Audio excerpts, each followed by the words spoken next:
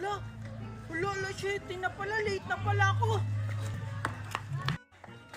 Kuya Guard, sorry po na late po ako. Pwede pa po ba akong pumasok? Late ka namang bata ka. Bawal ka nang pumasok. Sige na, Kuya Guard. Kuya Guard, gusto mo, bigyan kita ng pangmeryenda mo. Ito, oh. Ay, joke lang yan, John. 5 minutes ka pa lang naman late eh. Pwede ka pang pumasok. Yan ang gusto ko sa'yo, Kuya. Mabilis kang kausap. Eto po, oh. Thank you, John. Sige, pwede ka nang pumasok. Huwag ka nang sumayaw. Thank you, Kuya Guard. Wait lang, John.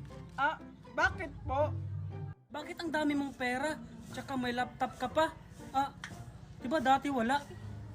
Kasi Kuya Guard, kasasahod ko lang, kaya nakabili ako ng laptop.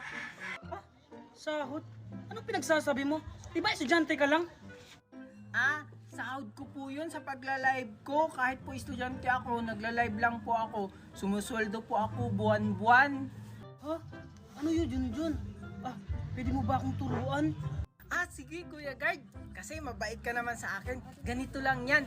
Una, i-click mo lang yung link ko sa bio. Pagkatapos, mapupunta ka sa Play Store or App Store.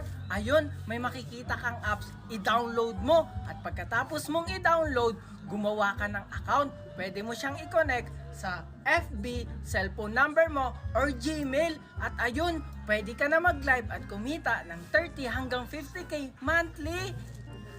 Ganun lang pala yan, John. Nakita ko na yan sa kapitbahay ko. Kaya pala, nagla-live siya tapos ngayon, nakapagawa na nga ng bahay. Oo, Kuya Guard. Kaya i-download mo na yung link ko sa bio. Kuya Guard, pwede na ba akong pumasok? Sige, John, pumasok ka na, baka malate ka. Sige. Thank you, Kuya Guard. Sige, salamat. Basta Kuya Guard ha, mag-live ka lang araw-araw para mas malaki yung kita mo at bonus. Sige, sisimulan ko na mamaya.